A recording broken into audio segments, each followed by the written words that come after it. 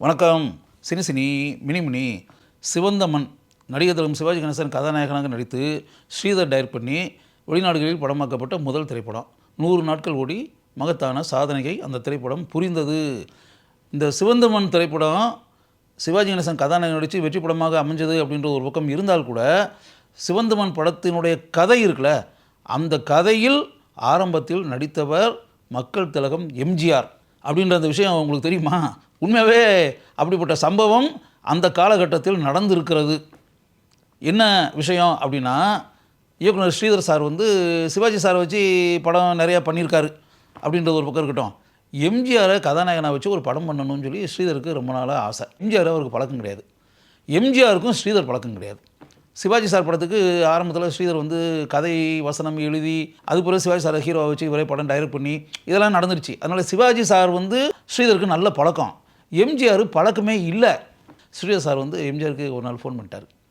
இது மாதிரி, நான் டைரக்டர் ஸ்ரீதர் பேசுகிறேன், உங்களை நான் சந்திக்கணும் அப்படின்னு. உடனே எம்ஜிஆர் ஒரு டேட்டு டைமுன்னு சொல்லி நேராக வீட்டுக்கு வர சொல்லிட்டார். அந்த அவர் சொன்ன டைமுக்கு ஸ்ரீதர் சார் வீட்டுக்கு போயிட்டார். பொதுவாக போன உடனே அப்படியே பல விஷயங்கள், ஜென்ரலான விஷயங்களை அப்படியே ரெண்டு பேரும் கொஞ்சம் நேரம் பேசிகிட்டு இருந்திருக்காங்க. அதுக்கு பிறகு ஸ்ரீதர் சார் தான் என்ன பர்பஸ்க்காக வந்திருக்குமோ அந்த மேட்டரை எம்ஜிஆர்ட்ட ஓப்பன் பண்ணியிருக்காரு. இது மாதிரி, நான் ஒரு கதை ரெடி பண்ணி வச்சுருக்கேன், அந்த கதைக்கு நீங்கள் கதாநாயகன் நடித்தா நல்லாயிருக்கும். இதுவரை உங்களை கதாநாயகனை வச்சு நான் எந்த படமும் டைரக்ட் பண்ணலை, ஃபஸ்ட் டைம் நான் உங்களை வச்சு ஒரு படம் பண்ணணும்னு நினைக்கிறேன் அப்படின்ற மாதிரி சொல்கிறாரு. எம்ஜிஆருக்காக ரொம்ப சந்தோஷம். அப்போ ஸ்ரீதர் அந்த கதையை நான் சொல்லட்டா அப்படின்ற மாதிரி சொல்லிட்டு, ஒரு புரட்சிகரமான ஒரு மனிதன், மக்களுக்கு நல்லது பண்ணணும் அப்படின்றதுக்காக அட்டூழியங்கள் செய்யக்கூடிய மனிதர்களுக்கு எதிராக எப்படி ஆர்ப்பரிக்கிறான், போராடுகிறான், அதான் கதை அப்படின்ற பேட்டர்னில் சிவந்தமன் படத்தினுடைய கதையை சொல்கிறாரு. அதுக்கு முதல்ல சிவந்தமன் பேர் வைக்கல, அன்று சிந்திய ரத்தம், இதுதான் ஸ்ரீதர் சார் வச்சுருந்த தலைப்பு. எம்ஜிஆர்கிட்ட சொல்லும்போது அன்று சிந்திய ரத்தம் தான் சொன்னார். எம்ஜிஆர் அந்த கதையை கேட்டார், எம்ஜிஆருக்கு பிடிச்சிருச்சு. எனக்கு கிட்டத்தட்ட இந்த ஃபார்முலா எம்ஜிஆர் ஃபார்முலா தானே, அந்த பேட்டர்ன் சப்ஜெக்ட்னால எம்ஜிஆர் சரின்னு சொல்லிட்டார். ஷூட்டிங் ஒரு 2-3 நாள் கால்ஷீட்டும் கொடுத்துட்டாரு. உடனே சென்னையில் இருக்கக்கூடிய கல்லூரி மாணவர்கள் ஒரு 200 பேரை கொண்டு எம்ஜிஆர் ஒரு மிகப்பெரிய புரட்சிகரமாக உரையாற்றுவதை போல் சொற்பொழிவு ஆற்றுறாரு. அதை கல்லூரி மாணவர்கள்லாம் அவர் பேசுகிறத கேட்குறது மாதிரி இந்த காட்சியெல்லாம் படமாக்கியிருக்காங்க. அந்த 2-3 நாள் ஷூட்டிங் நடந்திருக்கு. அதுக்கு பிறகு எம்ஜிஆருடைய கால்ஷீட் எப்போன்றதே தெரியல. எம்ஜிஆர் அந்த படத்தினுடைய படப்பிடிப்புக்காக வரல, எப்போ கால்ஷீட்டுன்னு சொல்லலை. இதில் என்ன ஆச்சரியமான ஒரு விஷயம்னா, எம்ஜிஆரும் ஸ்ரீதரும் பல மீட்டிங்களில் பல இடங்களில் 2 பேருமே சந்திச்சிருக்காங்க. 2 பேரும் சந்திக்கும் போது இந்த திரைப்படத்தை பற்றி 2 பேருமே பேசிக்கிறல.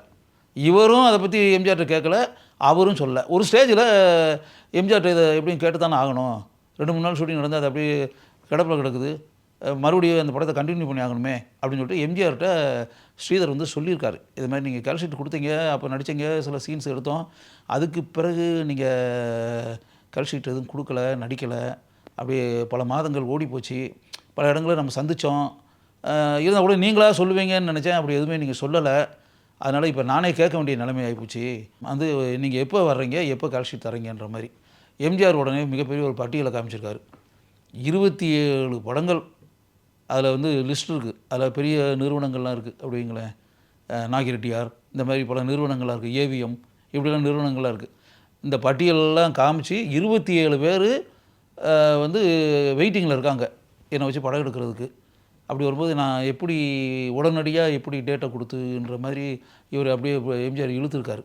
ஸ்ரீதர் என்ன சொல்கிறாருன்னா, ஆரம்பத்தில் கமிட் பண்ண வந்த டைமில் எம்ஜிஆர்கிட்ட இந்த படத்துக்காக பேசி எம்ஜிஆர் 2-3 நாள் டேட்டை கொடுத்த உடனே அதுக்கு சம்பளம் எம்ஜிஆருக்கு எவ்வளவு அப்படின்றதெல்லாம் பேசிவிட்டு அட்வான்ஸு ஒரு 25,000 ரூபா, அந்த காலத்தில் 25,000 ருபீஸ் அட்வான்ஸ் பே பண்ணிடலாம்னு சொல்லிட்டு கையோட அமௌண்ட் எடுத்து போயிருக்காரு. அதை எம்ஜிஆருக்கு கொடுக்கலாம் அப்படின்ற மாதிரி வரும்போது எம்ஜிஆர் நீங்கள் எங்கள் அண்ணன்ட்ட கொடுத்துருங்க, எம்ஜி சக்கரபாணி, எங்கள் அண்ணனை பற்றி லாயர்ஸ் ரோடு ஆஃபீஸில் இப்போ தலைமை கழகமாக இருக்குல்ல, அதிமுக தலைமை கழகம், அதான் எம்ஜிஆருடைய அப்போ ஆஃபீஸு. அதில் எம்ஜிஆருடைய அண்ணன் எம்ஜி சக்கரபாணி அங்கே இருக்கார். அவர் தான் எம்ஜிஆருடைய கால்ஷீட் இந்த மாதிரி மேட்டர்லாம் பார்த்துக்கிட்டு இருந்தார். அதனால் அவர்கிட்ட போய் கொடுத்துருங்க அப்படின்னு சொல்லிட்டு, அது பிறகு எம்ஜி சக்கரபாணியை பார்த்து அந்த 25,000 ருபீஸையும் ஸ்ரீதர் கொடுத்துட்டாரு. இது எம்ஜிஆர் கமிட் ஆகிறதுக்கு முன்னாடி நடைபெற்ற சம்பவம். அந்த அமௌண்ட் கொடுத்த பிறகு தான் எம்ஜிஆர் கால்ஷீட்டை கொடுத்தாரு. ஸ்ரீதர் கிண்டலாக சொன்னாராம், அதாவது பெரிய நிறுவனங்களில் இப்போ ஏவிஎம், நாகிரெட்டியெல்லாம் இருக்குல்ல, உங்களை வச்சு படம் எடுக்கணும்னு நினைக்கக்கூடிய அந்த 27 பேர் இருக்காங்களே, அவங்களாம் வந்து ஆமாம்மா ரொம்ப சாதாரண ஆளுங்க, ஏழைகள், அப்படியே கஷ்டப்பட்டு ஆட்கள், அவங்களுக்கு நீங்கள் எப்படியாவது படத்தை பண்ணித்தான் ஆகணும் அப்படின்ற பேட்டர்னில் ஜாலியாகவே சொல்லியிருக்காரு, சீரியஸ்னஸ் இல்லாமலே ஸ்ரீதர். இது எதுக்காகனா, ஸ்ரீதர் வந்து அவருடைய ஆட்டோ பயோகிராஃபி இருக்குல்ல, அதில் ஸ்ரீதரே எழுதியிருக்காரு. இது யாரோ ஒருத்தர் எழுதியெல்லாம் ஒன்றும் கிடையாது, அவரே தான் எழுதியிருக்காரு. இப்போ நான் பேசிகிட்டு இருக்குது அவர் எழுதின விஷயத்தை தான் சொல்கிறேன். இப்படி எம்ஜிஆரை பார்த்து நான் இப்படி சொன்னேன்றதை அவரே எழுதியிருக்காரு. எம்ஜிஆரை பார்த்து ஒருத்தர் இப்படி பேசுகிறதுன்றதே எவ்வளோ பெரிய விஷயம். அது பிறகு எம்ஜிஆர் அதுக்கு பதில் எதுவுமே பேசலை. அது பிறகு எம்ஜிஆர் கேல்ஷீட்டும் தரல, ஷூட்டிங்க்கும் வரல, அந்த படத்தினுடைய படப்பிடிப்பும் அதுக்கு பிறகு நடக்கலை. அந்த 2-3 நாள் ஷூட்டிங் நடந்ததோடு சரி, அது அப்படியே நின்றுச்சு. அதுக்கு பிறகு ஸ்ரீதர் வந்து கிட்டத்தட்ட அந்த படத்தை ட்ராப் பண்ணிட்டார். அந்த படத்துக்கு மேலே நம்பிக்கை இல்லை. எம்ஜிஆர் மறுபடியும் கேல்ஷீட் கொடுப்பாரு, நடிப்பார் அப்படின்ற நம்பிக்கை அவருக்கு இல்லை. அதுக்கு பிறகு பல நேரங்களில் எம்ஜிஆர் அவரும் சந்திச்சிருக்காங்க. எம்ஜிஆர் அந்த படத்தை பற்றி ஒரு நாள் கூட கேட்டது கூட இல்லை, பேசுனதும் கிடையாது. ஸ்ரீதரும் எம்ஜிஆர்கிட்ட வந்து கேல்ஷீட்டு கொடுங்க அப்படின்ற மாதிரி கேட்கவும் கிடையாது. 2 பேருமே அப்படி ஒரு படம் இருக்குன்றதே மறந்துட்டாங்க அப்படி வச்சுக்கோங்களேன். ஸ்ரீதர் வந்து கிட்டத்தட்ட அந்த நம்பிக்கை போயிடுச்சு. அந்த 2-3 நாள் ஷூட்டிங்கோட அப்படியே படத்தை ஏற கட்டிட்டார். அது பிறகு அப்படியே அன்று சிந்திய ரத்தம் அப்படியே நின்றுச்சு. இதுக்கு என்ன ஸ்ரீதர் ஒரு விளக்கம் என்ன கொடுக்குறாருன்னா, எம்ஜிஆர் ஏன் கேல்ஷீட் கொடுக்கல, ஏன் நடிக்கலை அப்படின்றத இவர் தனிப்பட்ட முறையில் உட்காந்து யோசிச்சு பார்த்தாராம். என்ன காரணமாக இருக்கும், அவர் ஏன் கேல்ஷீட் கொடுக்கல, ஏன் அந்த நம்ம படத்தை கண்டுக்கிறவே இல்லை அப்படின்னு. அதுக்கு பிறகு மனசுக்குள்ளே அவருக்கு தோணியிருக்கு என்ன அப்படின்னா, தகவல் கிடச்சிருக்கு, இவருக்கே அந்த தகவல் கிடச்சி இதுதான் காரணம் அப்படின்னு ஸ்ரீதர் வந்து அந்த ஆட்டோபயோகிராஃபியில் எழுதுகிறார். என்ன அப்படின்னா, காதலிக்க நேரமில்லை படம் இருக்குல்ல, ஸ்ரீதர் டைரக்ஷன், அந்த படமும் ஸ்ரீதர் ஆரம்பிக்க போகிற நிலை அப்படி வச்சுக்கோங்களேன். எம்ஜிஆர் வச்சு அன்று சிந்திய ரத்தம், இந்த 2ஐயும் பேப்பரில் விளம்பரம் கொடுத்துருக்காரு ஸ்ரீதர். ஒரே நாளில் 2 விளம்பரங்களும் தினத்தந்தி இந்த மாதிரி அன்றைக்கி இருக்கக்கூடிய லீடிங் நாளிதழ்கள் இருக்குல்ல, அதில் வந்திருக்கு. அதில் வரும்போது என்னென்னா, அந்த படம் இருக்குல்ல, காதலிக்க நேரமில்லை வண்ணப்படம் கலர், அன்று சிந்திய ரத்தம் பிளாக் அண்ட் ஒயிட்.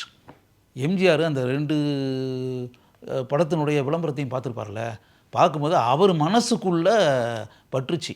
நாம் கதாநாயகனாக நடிக்கக்கூடிய திரைப்படம் பிளாக் அண்ட் ஒயிட்டு, புதுமுகங்களை வச்சு எடுக்கிற படம் காதலிக்க நேரமில்லை, அந்த படம் கலர் படமா, வண்ணப்படமா, எந்த விதத்தில் நாம் அதை விட இன்ஃபீரியர்?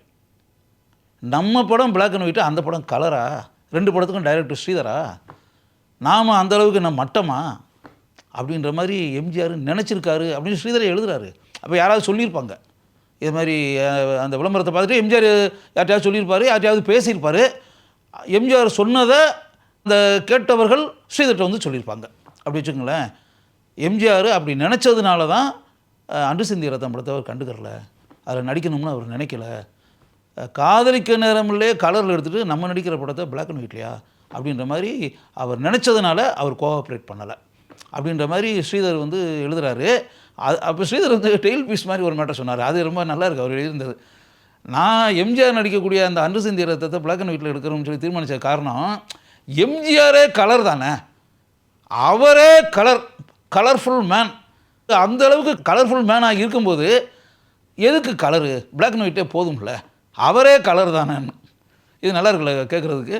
ஸ்ரீதர் சார் இதை எழுதியிருக்கும்போது அதை படிக்கும்போது எனக்கு அது வந்து ரசிக்கிறது மாதிரி இருந்துச்சு. அந்த லைன், எம்ஜிஆரே கலராக இருக்கும்போது அவருக்கு எதற்கு கலர் திரைப்படம், வண்ண திரைப்படம், பிளாக் அண்ட் ஒயிட்டே போதும்ல, ஏன்னா அவரே கலர் தானே அப்படின்னு சொல்லிட்டு அந்த சென்டென்ஸ் எனக்கு ரொம்ப பிடிச்சிருந்துச்சி. உண்மையாகவே அந்த அன்று சிந்திய ரத்தம் திரைப்படம் தான் நீண்ட வருடங்களுக்கு பிறகு ஸ்ரீதர் இயக்கத்தில் சிவந்தமன் என்ற பெயரில் எடுக்கப்பட்டு முதலாக வெளிநாடுகளில் படமாக்கப்பட்ட முதல் தமிழ் திரைப்படம் என்ற பெயரை பெற்று திரைக்கு வந்து 100 நாட்கள் ஓடி மகத்தான சாதனையை புரிந்தது. அதனால் சிவந்தமன் திரைப்படத்தில் நடிகர் திலகம் சிவாஜி கணேசன் கதாநாயகன் நடித்து அப்படின்றது பட உலக வரலாற்றில் எந்த அளவுக்கு வெளிநாடுகளில் படமாக்கப்பட்ட முதல் படம்ன்ற மாதிரி ஆழமான இடத்தை பிடித்து இடம்பெற்றிருக்கு இல்லையா, வரலாற்றில் இடம் பெற்றிருக்கலாம் அந்த படம். அந்த திரைப்படம் அன்று சிந்திய ரத்தம் என்ற பெயரில் தயாரிக்கப்பட்ட போது அதில் கதாநாயகனாக நடித்தவர் மக்கள் திலகம் எம்ஜி ராமச்சந்திரன் அப்படின்ற விஷயத்தை நீங்கள் தெரிந்து கொள்ளுங்கள்.